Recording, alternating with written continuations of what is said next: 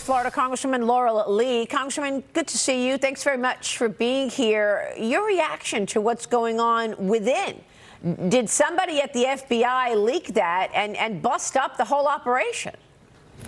Well, that would be incredibly dangerous. It's very true that for internal plans about law enforcement operations to be out in the public, to get potentially into the hands of criminals, makes the job of law enforcement so much more dangerous. So it's absolutely right that if this happened, it should be investigated and the people who did it should be prosecuted. And the big thing that we're seeing here is that from day one, President Trump instituted policies, went back to the policies that we knew would work. He went back to remain in Mexico. He shut down the fraud that was happening through the CBP-1 app, and it has reduced these border crossings so substantially. And what that shows us is that all along, this was something that the Biden administration could have done and chose not to. Yeah, it's also. And I remember during the Eagle Pass situation when there were all those people under the bridge in Eagle Pass. Having just come over the border through Mexico, there were like 11,000 people a day coming in. I know that's not the average, but there was a time there that there were 10 and 11,000 people coming in one day. And we're down to just hundreds at this point.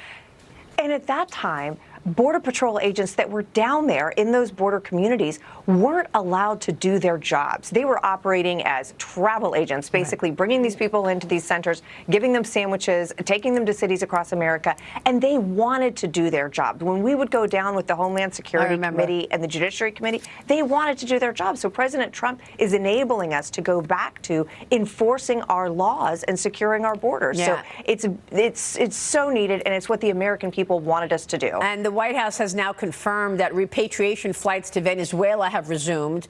They resumed yesterday. ICE is trying to get the Tren de Aragua gang members and others out of America. What can you tell us about these flights? Well, one thing that's important there is that what we see is President Trump is respected on the world stage. So these foreign nations and these leaders are willing to work with him to effectuate these types of flights and getting these people repatriated. The other thing is that these are the kinds of people that we're looking for and sending back. Violent criminals, people who have extensive criminal histories, people who have come to America and committed additional crimes. These are people that are a danger to American citizens. And it is vital that we find them, locate them, and get them out of our country. Yeah, and Jonathan, you're going to be testifying in front of the Congresswoman's committee, right? So possibly in a couple of weeks. Congresswoman Lee, I think you hit the nail on the head with that this was really deliberate by the Biden administration, because there's really no argument that it was anything other than that.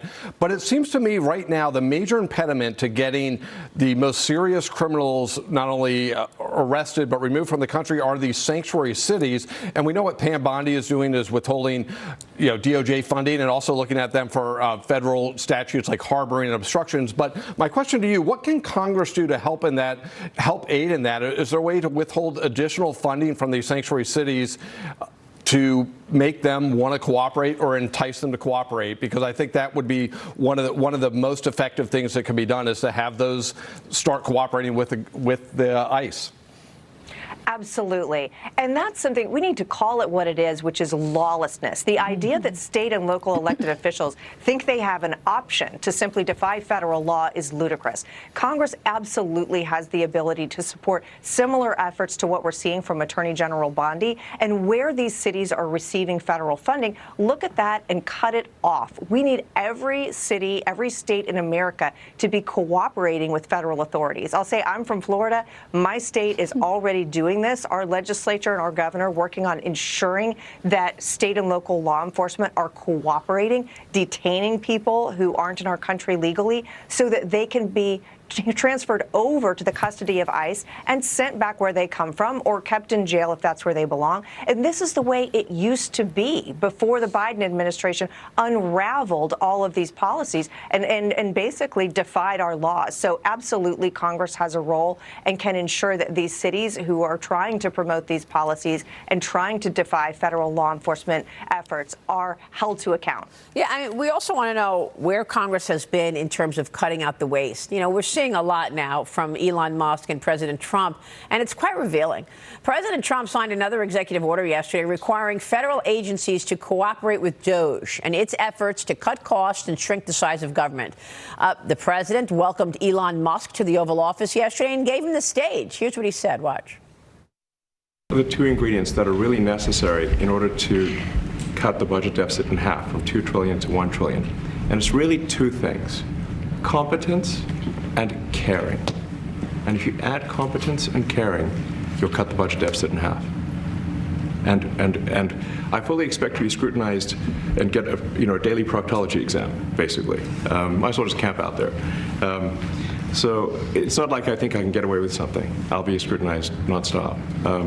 But with the support of the president, we can cut the budget deficit in half from $2 trillion to $1 trillion. Congressman, what do you think about that?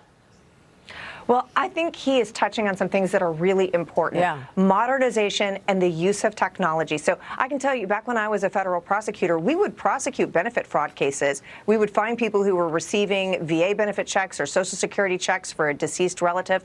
But if you go one by one by one, we'll never get there. What President Trump and Elon Musk are focused on is using modern technology to actually review the data and identify these types of situations on scale. And that can make an enormous difference. And again, this is something that every American wants. No one wants waste and abuse and benefits going to people who aren't entitled. Yeah, I mean, how do you explain some of these things that USAID, for example, USAID was sending money to?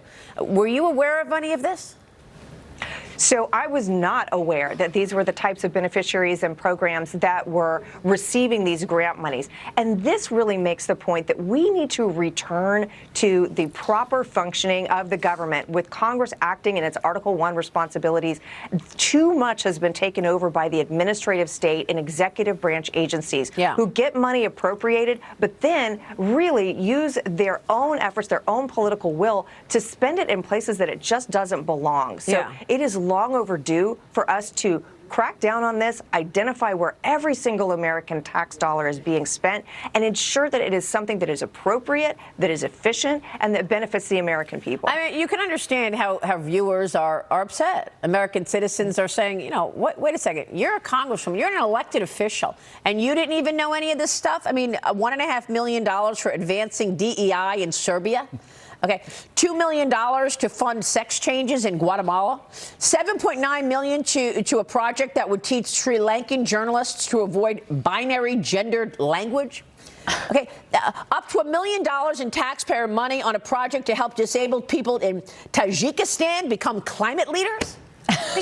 Well, this is real. I'm looking at the list from the White House. Okay, $20 million on Alan Simpson, a new Sesame Street show in Iraq. Come on, you're an elected official and you didn't even know this. Well, here's what's important to know. Congress has been working every single day to conduct oversight, to get to the bottom of government censorship, wasteful spending, all of these kinds of things. Understand that in the Biden administration, we had no partner in the Senate, no partner in the White House. So what we could do is work on transparency and oversight, and that is what we were doing constantly in the 118th Congress to try to run to ground where these programs were. Well, now, because we have President Trump in the White House, because we have executive agency heads who are partners to us, helping us identify where these programs are and where this waste is occurring, we can get so much done. Well, look, you're reintroducing a bill to help law enforcement fight the fentanyl crisis, and this is important. Tell us about the bill. Thank you for reintroducing this and trying to stop the drugs coming into this country. So as we know, fentanyl has been one of the things that is an absolute scourge coming through our open border, and it has been a tragedy in communities across America. This bill is focused on helping law enforcement. So secondary exposure to fentanyl is incredibly dangerous for the men and women of law enforcement. This bill is focused on helping them understand what to do so that they can safely handle and prosecute these cases. And second, to also provide federal government support to state and local law enforcement officers so that they can receive the training and education they need to safely do their jobs. We will be watching your work. Congresswoman, good to see you. Thank you. Laurel joining us this morning in Washington.